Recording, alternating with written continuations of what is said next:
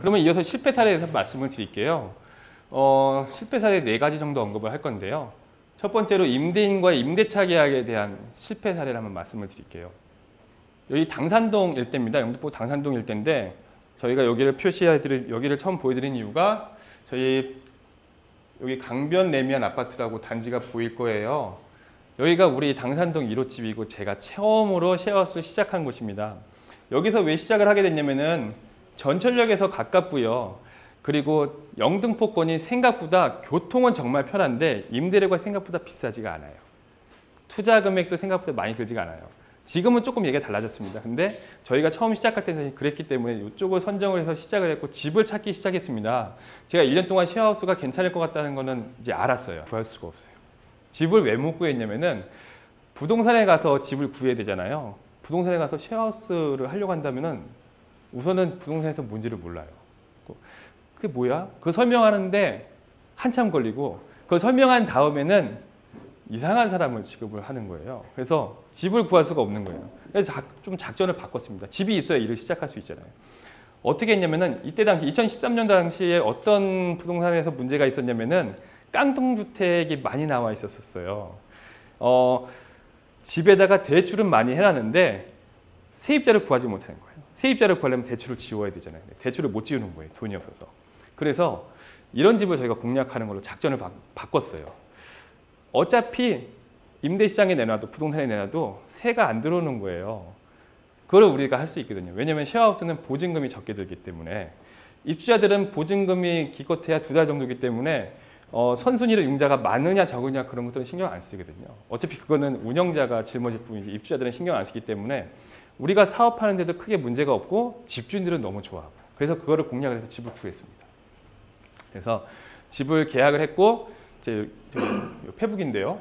이렇게 이제 집을 작업을 하기 시작했어요. 어떻게 했냐면은 저희도 처음에 시작할 때 돈이 많이 없었습니다. 그래서 집을 구한 다음에 인테리어는 직접 했어요.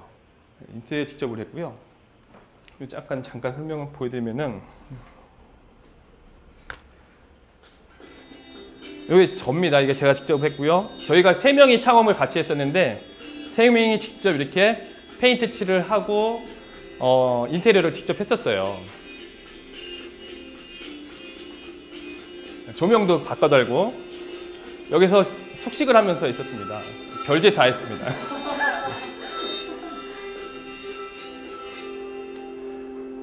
저희가 이 집을 준비해서 오픈하는데 2달 반 걸렸어요. 그러니까 2달 반 굉장히 길잖아요. 근데 저희도 처음 시작했기 때문에 그랬고 또 한편으로는 굉장히 신경을 많이 썼었거든요. 저희가 굉장히 신경 많이 쓰고 시간을 많이 들여서 쉐어하우스를 준비를 했거든요. 그래서 이 집을 2년을 딱 운영을 했습니다. 아까 초창기 때 제가 인사할 때 말씀을 드렸지만 만실이 됐거든요. 그래서 여기를 계속 운영했는데 2년이 지났습니다. 2년이 지났는데 집주인이 조건을 좀 바꿔달라는 거예요. 저희가 처음에 2년 우선 계약을 했거든요. 어떻게 바꿔달라고 하냐면은 저희가 처음에 계약을 할 때 임대인한테 190만 원을 보장을 해드렸는데 두 번째 이제 다시 재계약을 할 때는 250만 원을 달라는 거예요. 아시겠지만 임대료 상승폭이 굉장히 높아진 거예요. 그리고 아니 우리는 그렇게 하기 어려운데요 라고 말씀을 드렸더니 임대인분께서 어떻게 얘기를 하시겠어요? 그러면 뭐 나가. 그렇게 얘기하는 거예요.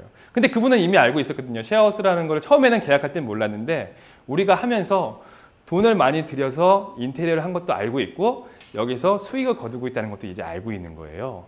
주인이 조건을 받게 할 수밖에 없는 거고 저희는 울며 겨자 먹기로 할 수 없이 따라서 재계약을 했어요.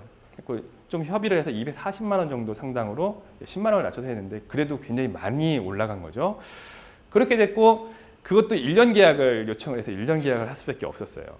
그리고 3년이 된 다음에 이제 다시 재계약을 요구할 때는 300만 원을 얘기를 하셨습니다. 말이 안 되잖아요. 여기서 저희는 할 수가 없었어요. 그래서 철수했습니다. 이렇게. 이게 이 집이에요. 저희가 뭐 2달 반 동안 굉장히 열심히 해갖고 했었는데 결국엔 철수를 할 수밖에 없었고 제가 1호집이었기 때문에 기록을 한번 남겨주셔서 사진을 이렇게 남겼는데 여러분들한테 보게 된 거예요. 이렇게 자리를 남겼는데 그래서 실패를 한번 하게 됐고 이때 경험을 하면 통해서 어떤 부분을 조금 신경을 써야 될지를 좀 알게 됐어요. 우선은 첫 번째 여기 전대차 형식으로 다들 아시죠?